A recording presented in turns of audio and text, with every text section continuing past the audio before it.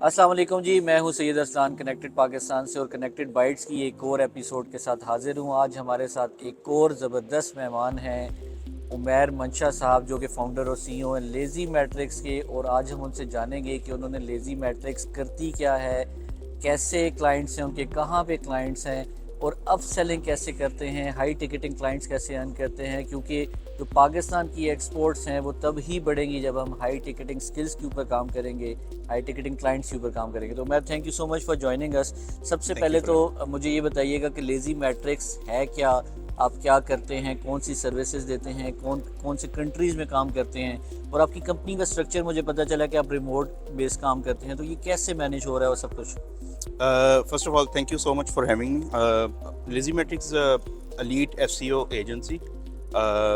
We work with mainly North American companies and agencies as their fulfillment partners. So we work with B2B, and we also work with agencies as their white label fulfillment partners. Okay. So if you are running an SEO agency and you need help with the operational side of things, you'll just come to us and we'll take care of everything for you. You can so that's pretty much the gist of it. And we have been in business for the last 5 years. I started as a freelancer Okay. first about 9 years ago. 2013 14 was the period, and then I slowly transitioned. Freelancing आपने market places से कहीं से शुरू की Yes, थी? I started from Fiverr.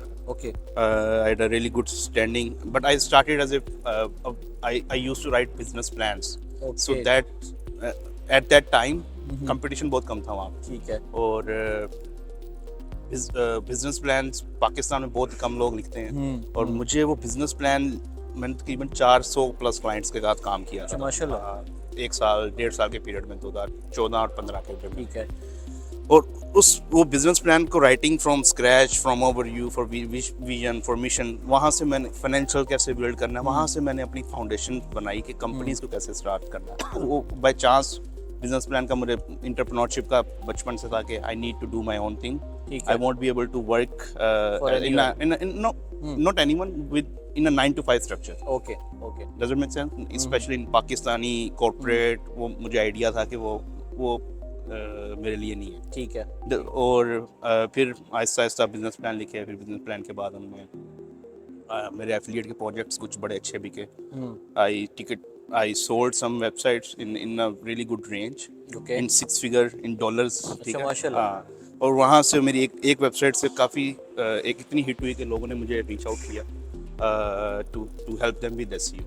So I quick because business planning I have to write everything myself. I can not scale that, right. तो मैंने फिर 2018 के स्टार्ट में एजेंसी का मॉडल और काम, मेरे पास SEO की लीड ज़्यादा आना शुरू होगी.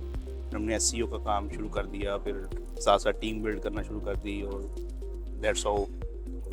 अच्छा, ये आपका तो रिमोट सिस्टम है ना, आउटसोर्सिंग वाला काम है, आप यहाँ पे बैठ के अपनी टीम को मैनेज करते हैं, ये कैसा एक्सपीरियंस है? और जो लोग रिमोट वर्क करना चाहते हैं या रिमोट टीम हायर करना चाहते हैं, उनके लिए क्या सजेस्ट करेंगे? क्योंकि अक्सर सुनने में आया कि जो रिमोट टीम होती है उसकी एफिशिएंसी वैसे नहीं होती जैसी इन हाउस टीम होती है. रिमोट टीम की एफिशिएंसी एक ही सूरत में बनती है जिसमें इसमें कल्चर बनाना बहुत मुश्किल है. But if you figure out a way to build a company culture in a remote structure, then I think it can be as efficient or more efficient than the physical setting. If you have very solid systems and processes in place, आपको पता है कि एक project आपने onboard करना है, उसके operations को कैसे हैंडल करना है, उसकी डिलीवरेबिलिटी के SOPs बने हुए हैं, from onboarding a new client towards the deliverability. उसके दरमियान में जितने भी स्टेप्स हैं, they are well documented. Okay. And the people in those specific roles जो कि रिस्पॉन्सिबल हैं, they have everything that they need. उसमें फिर स्केलिंग ईजी हो जाती है. ठीक है. रिमोट में मेरा जो अभी तक एक्सपीरियंस है, वो मुझे लगता है कि you can easily scale from 0 to 10 million per year. इस ब्रैकेट में आप जो है वो इजीली आप स्केल कर सकते हो. उसके बाद आपको obviously you have in house team, you have to. लेकिन पाकिस्तान में ज़्यादातर कंपनी जो है वो 1 मिलियन का जो है वो साल का रेवेन्यू भी बड़ी मुश्किल से पहुंचते हैं. हाँ, तो पाकिस्तान के पॉइंट ऑफ व्यू से आप समझें कि रिमोट, अगर if you don't have expenses to pay for office and everything. You can just build a remote ठीक company. है। सो मेरा आजकल बड़ी न्यूज़ गर्दिश कर रही है कि जी 2023 जो है वो गूगल का ख़ात्मा होने वाला है, सर्च इंजन कोई नए आने वाले हैं, एआई की अडॉप्टेबिलिटी बढ़ने वाली है, जैसे भी UAI एक सर्च इंजन आपने सुना होगा मार्केट में लॉन्च हुआ है। तो SEO को कितना फ़र्क पड़ेगा इस सारी चीज़ से? क्योंकि Google being the Google being the center, हाँ, being the biggest share, I think Google will adapt. Okay, Google have all the resources in the world. They have the PhDs, they have every resource, and I think from the track history from when they started in 20 years ago and now, I believe they will adapt. Google is not going anywhere. Okay, Google will build. That's a relief. Yes, yes.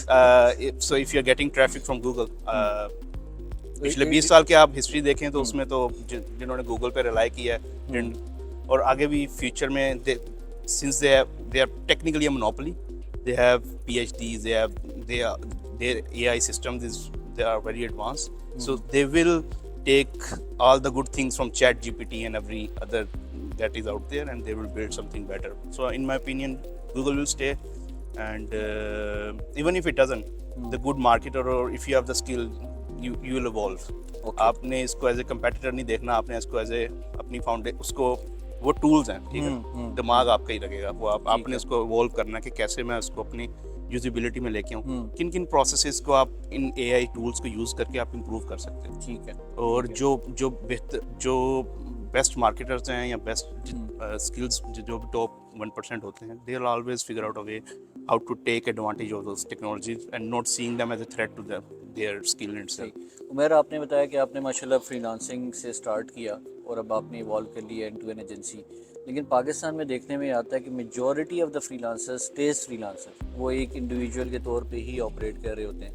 तो कोई process है, कोई आपके पास कोई road map है, अगर कोई भी बंदा into a digital agency transform करना चाहता है, एक फ्रीलांसर के पास काम ज़्यादा आ रहा है, तो उसका कोई प्रोसेस, क्योंकि आप ये कर चुके हैं तो आप बेहतर गाइड कर सकते हैं। आई थिंक जब आप एज ए फ्रीलांसर स्टार्ट करते हैं तो you are selling your time, you are selling your skill, but इसके लिए आपको ब्रॉडर विजन होना बहुत ज़रूरी है। मतलब आपको पता है time is a very limited resource, you can not always have it, so you have to build assets और things that can work beyond you. ठीक है।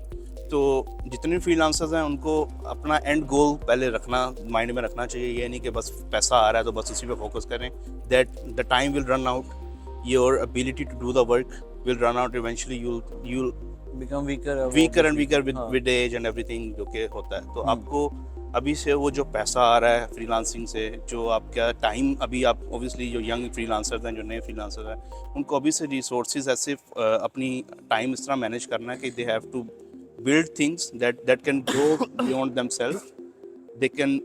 They should think like a business owner, not like a freelancer. ठीक है। freelancer दिहाड़ीदार as an individual नहीं सोचना, as a individual नहीं सोचना। आपको फिगर आउट करना है कि कैसे ये जो चीज़ मैं ये क्राफ्ट जो बेच रहा हूँ, मैं अपने आप को ओकेजन से वापस बैक कर लूँ और मेरी जगह पे और लोग आके उसको कैसे फुलफिल कर सकते हैं। ठीक है। अच्छा उमर, मुझे बताइएगा कि पाकिस्तान की जो IT एक्सपोर्ट्स हैं, आपको पता है 2 बिलियन के अराउंड हम लोग रेमिटेंस लेके आते हैं, तो हम अभी तक अपना जो IT एक्सपोर्ट्स का ख़ास तौर पे ट्रू पोटेंशियल है, मैं फ्रीलांसर की भी बात करूंगा क्योंकि आप एक ऑर्गेनाइजेशन कंपनी रन करें, मैं उसकी पर्सपेक्टिव में ही बात करूंगा कि कौन सी ऐसी चीज़ें हैं जो हम लैक कर रहे हैं कि हम अपने जो पड़ोसी ममालिक हैं उनके करीब भी नहीं पहुँच पा रहे। I think from starting IT industry के पॉइंट ऑफ व्यू से देखा जाए पाकिस्तान में अभी, क्योंकि हम थोड़े से लेट हैं to the trend of freelancing, लोग they have moved beyond freelancing, they are so just for the sake of example, let's say I think India और पाकिस्तान का कंपैरिजन तो नहीं बनता, लेकिन let's just for the sake of example, and so there are products that are globally used that India has made, but you don't find those products by Pakistan, very rare, बहुत rare cases में आपको बहुत कम, जितना potential हमें चाहिए, we need to build products that are globally recognized, we need to have a broader vision, हमें kitchen income का सोच सिर्फ फ्रीलांसर जो है they don't think beyond kitchen income, ठीक है. Okay And that is good at start. You need to have a full belly to think beyond that. But unfortunately होता ही है कि जैसे ही फ्रीलांसर एक अच्छी इनकम कमाना शुरू करता है, उस चीज़ पे जाके उसको बस वो कन्वर्जन में जाकर स्टक हो जाता है. मैं इस महीने मैंने इतना कमा लिया, इतने डॉक्टर भी नहीं कमाते ये. I am happy.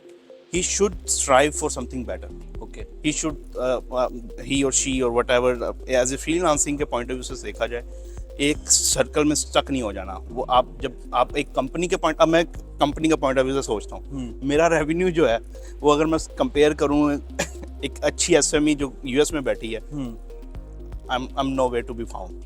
अच्छा अगर मैं पाकिस्तान के पॉइंट ऑफ व्यू से या एक आम आदमी की इनकम के, तो मैं कहूँगा भाई मेरे से ज़्यादा कोई पापी है. छाप नहीं. Just I am being very honest with you. सही लेकिन मुझे पता है कि भाई मैंने एक कंपनी बिल्ड करनी है जो कि मेरे जाने के बाद भी एक एसेट होगी, सही जो जिसमें हमें कंटिन्यूसली एक्सपोनेंशियल ग्रोथ चाहिए. Will be building products, will be building our services, productize services that can be done with the least involvement from the human.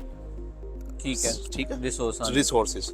So that is the only way if you want to scale. I think Pakistani industry में मेरे तो point of view से ये है कि अपने आप से निकल के थोड़ा बड़ा सोचें. So do you think it's achievable? हम अगले 5-6 साल में हम ये देख सकते हैं इंशाल्लाह.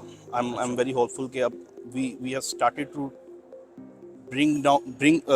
डू दोज डिस्कशंस जो कि हमें आज से 5 साल पहले कर लेनी चाहिए. हमें आज से 5 साल पहले हमें ये जो सोशल मीडिया है इसका प्रॉपर यूज़, एक ये जो मैसेज हम ये जो बात कर रहे हैं ये भी हमें 5 साल पहले हमें ये डिस्कशन होनी चाहिए. हम लेट हो गए, हम थोड़ा सा लेट हैं. लेकिन वो जिस तरह यूट्यूब बैन हुई थी उसके बाद तो आपको पता है कि हम यूट्यूब, लेकिन अब यूट्यूब का भी एक कल्चर, एक यूट्यूबर्स आप देख रहे हैं ग्रो कर रहे हैं, वो हम थोड़ा सा लेट ज़रूर हैं but we can still catch the ride जो कि टेक का है. आखिर में वो तमाम लोग जो SEO एजेंसी बनाना चाहते हैं या SEO का एज अ कैरियर अडॉप्ट करना चाहते हैं, उनके लिए कोई मैसेज, उनके लिए कोई प्रोसेस, कोई रोड मैप? क्योंकि आपने प्रोसेसेस की बात की और मैं बहुत खुश हूँ कि पहला बंदा मेरे पास कनेक्टेड बाइट्स में जो प्रोसेसेस की बात कर रहा है. हमारे पाकिस्तान में 80% कंपनीज प्रोसेसेस के बगैर चल रही हैं. ये मुझे इसके ऊपर हम एक डिटेल पॉडकास्ट भी इंशाल्लाह करेंगे. अभी कोई गाइडलाइन देना चाहें न्यू बीस को जो SEO एजेंसी बनाना चाह रहे हैं या SEO की फील्ड में आना चाह रहे हैं? आई वुड से कि SEO में मेरा मैं अगर कोई बिल्ड करना चाहता है, मेरा यही इनपुट होगा कि भाई अपना इसको एज ए करियर सोचें, इसको क्विक रिच स्कीम ना सोचें. अगर आप और SEO इन इटसेल्फ अगर आप एजेंसी नहीं भी बिल्ड करते, जस्ट फॉर अगर आप अपना ब्लॉग रन कर लेते हैं, अगर आप अपना एक proper SEO is so much broader. इसलिए मुझे थोड़ा सा मुश्किल लग रहा है क्योंकि SEO में इतनी सारी एप्लीकेशन हैं. अगर आप ये स्किल सीख लेते हो you will never die poor. अच्छा, पहली बात सही है. you'll make tons of money. It will stay forever. Yeah, it will stay forever. It is here to stay. This is just just like everything on the internet. Internet isn't going anywhere. ठीक है. Same way SEO isn't going anywhere. Mediums can change, strategies can change, tricks वगैरह change हो सकते हैं, but जो overall craft है, जो industry है, it is here to stay. So इसको सिर्फ और सिर्फ overnight rich quick scheme, affiliate का ना सोचें कि बस मेरा एक ब्लॉग हिट हो जाए उसके बाद मैं इसको सोचें कि यार इसको करियर बनाना मैंने. ठीक है. इसको मैंने जैसे मेडिकल इंडस्ट्री है, जो एक डॉक्टर है वो 5 साल एक फील्ड को देता है, फिर उसके बाद वो स्पेशलाइजेशन करता है. When he start he is just general physician, then he become a just for the sake of example he become the neurosurgeon. ये मैंने एग्जांपल अपनी की नोट में भी दी. आपके ख्याल में कौन ज़्यादा पैसे कमाएगा? एक जनरल फिजिशियन जो 1500-2000 रुपये में चेक कर लेता है, specialist. So even if you just like if you specialize in certain field, technical SEO में अगर आप मास्टर बन जाते हो एक CMS के ऊपर, आप वर्डप्रेस पे बन जाओ, वर्डप्रेस वेरी सिंपल, शॉपिफाई पे बन जाओ, आप इस पे भी कर लेते हो ना काम.